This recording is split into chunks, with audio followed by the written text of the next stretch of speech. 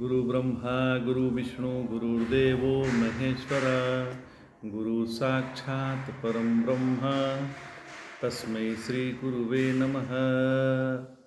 सदाशिवसमारंभां शंकराचार्यमध्यमाम् अस्मदाचार्यपर्यन्तां वन्दे गुरुपरम्पराम्। हम लोग गीता के 14वें अध्याय का अध्ययन कर रहे हैं। देखिए,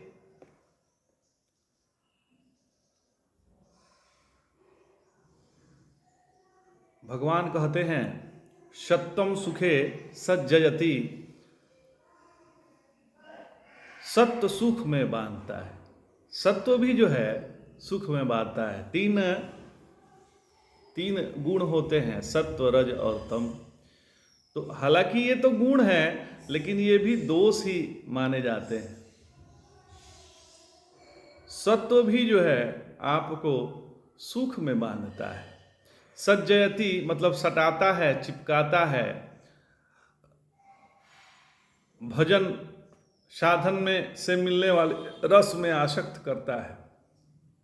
जैसे गोंद किसी चीज को चपका देता है, गोंद जो है किसी चीज को चपका देता है, ऐसे ही सत्व गुण मनुष्य को सदा ही यह सुख बना रहे इस आसक्ति से चपका देता है कि यह सुख हमको मिलता रहे।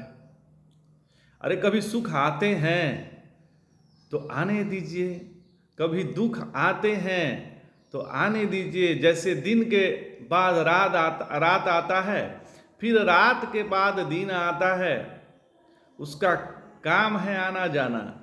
इस चक्कर में हम न फंसे।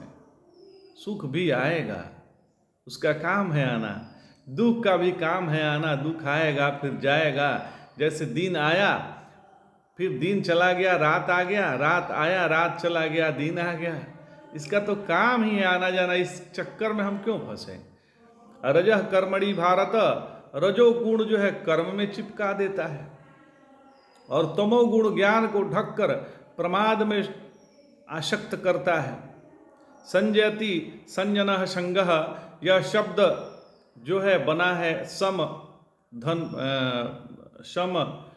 और गम धातु से बना हुआ नहीं है।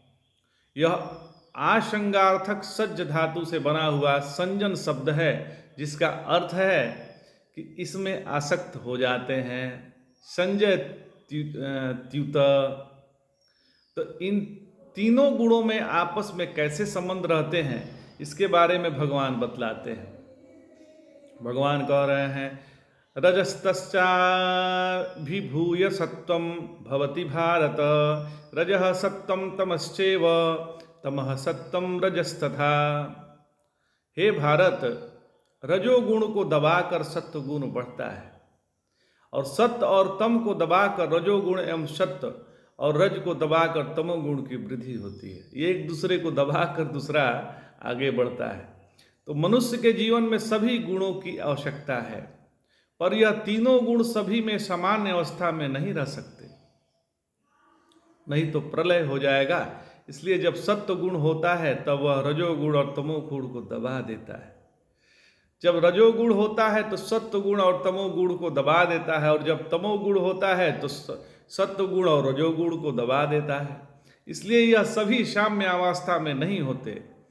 सर्वद्वारेषु देहे अस्मिन् प्रकाश उपजायते। भगवान फिर कह रहे हैं कि सर्वद्वारेषु देहस्मिन् प्रकाश उपजायते, ज्ञानम यदा तदा विद्या द्विवृद्धम सत्यमित्युत।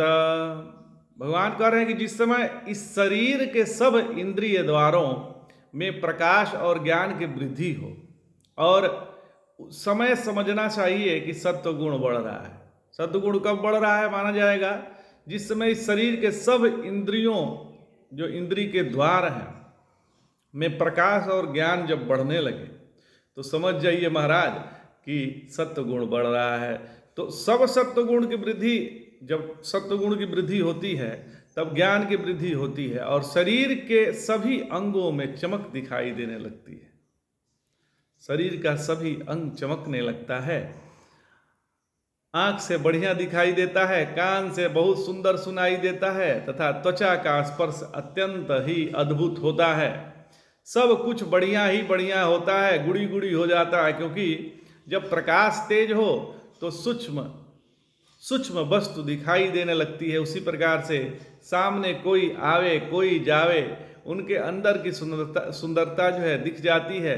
जिसका ज्ञान सूक्ष्म होता है वह सब जगह मर्म भेदी दृष्टि से जो अच्छाई छिपी है, परमेश्वर छिपा हुआ है, उसको देख लेता है। और जब ज्ञान कमजोर होता है तो परमेश्वर पर्यंत नहीं पहुंच पाता है। इसलिए श्री गुरुदेव भगवान कहते हैं कि जब लोगों में दोष दिखने लगे तो यह समझना चाहिए, समझना कि लोग खराब है, यह गलत है।